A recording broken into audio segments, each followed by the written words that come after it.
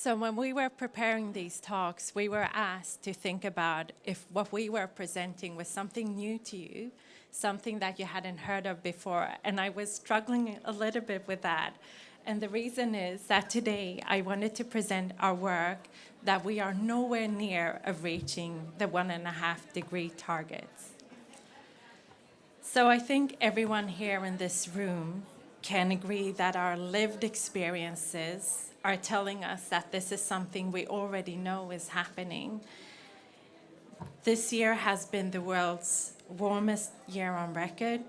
We have extreme ocean storms, we have forest fires, floodings, and droughts are all making the headlines. And the thing is that every additional fraction of a degree makes a huge difference. A future beyond 1.5 degrees will look drastically different from the world as we know it.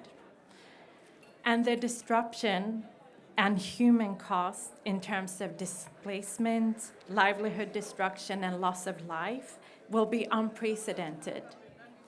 Vulnerable communities, largely in lower income economies with inadequate resources to cope with, let alone avoid the destruction, will be disproportionately impacted. So I'm just going to set the stage in terms of the projections and the trajectory. So it's been estimated that there is a 66% chance of us breaching this very important threshold, at least a year. And other scenarios suggest that this sustained breach may come as early as in 2026. That's not far away. And the International Energy Agency recently concluded that our current approach to climate targets and mitigation is putting the world on track for an average temperature increase of 2.4 degrees this century. 2.4. The same stark reality holds true for nature, which underpins our global economy and is the keystone in combating climate change. And global biodiversity, we all know this, is being degraded faster than at any other point in time in history. So I personally think that if we ignore and address this issue, that surely should be a crime against humanity. And that is a very stark statement. Why? Because it mostly will impact those that are least able to cope with it and the ones least responsible for it. So at 1.5 degrees warming, about 14% of the world's population will face severe heat waves at least once every 5 years. At 2%, that number jumps to 40%. And just to put it into context, that's the equivalent of the combined populations of China, India, and the entire of Americas. And at 2 degrees, up to 1/3 of the world's population will experience chronic water scarcity and destructive impacts on violent extreme weather events on homes, basic infrastructure, food security, and livelihoods. So why do we hold false hopes? That's the big question mark. It's not that we lack neither the knowledge, the technology, or the finances to get the job done.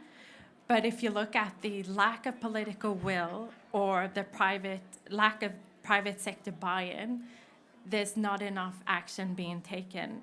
In fact, the disturbing trends reveals exactly the reverse. And I want to highlight 2 problems with the ambition of staying below 1.5 degrees. First of all is that it prevents us from preparing as we're moving beyond the targeted maximum temperature rises.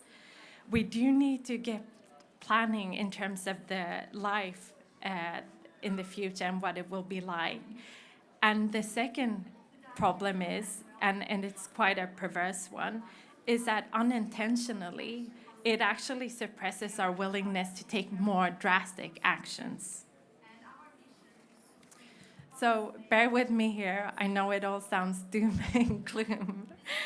And it's not it's not a reason for despair. It's quite the reverse.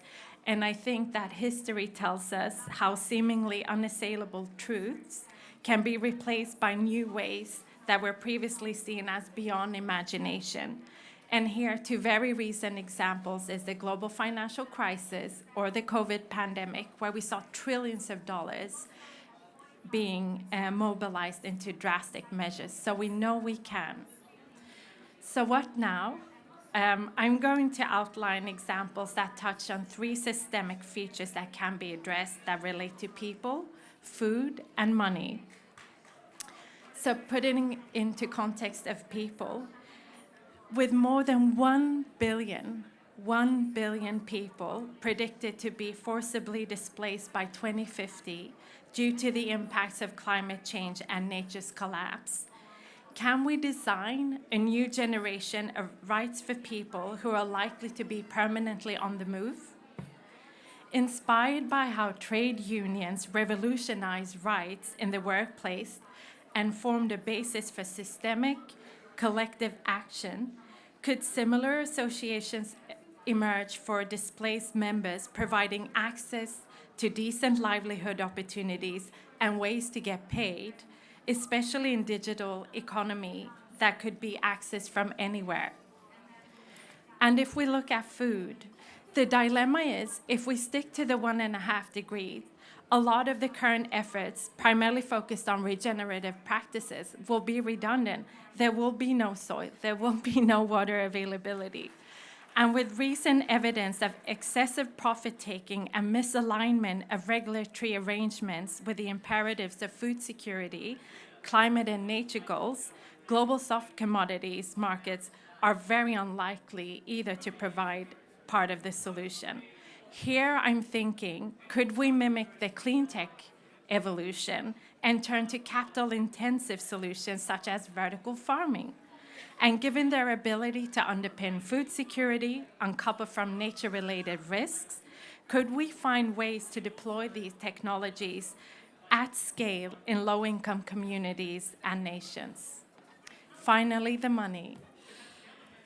I think it's self-evident that our collective efforts have spectacularly failed to pivot financial flows into alignment with climate and nature goals. The problem, put simply, is that the financial community continues to finance fossil fuels and extractive economies. And at the same time, unregulated commitments to transition to net zero can't be taken seriously. So here I'm asking, could we implement mandatory requirements to deliver transition to net zero and perhaps even impose penalties for shortfalls?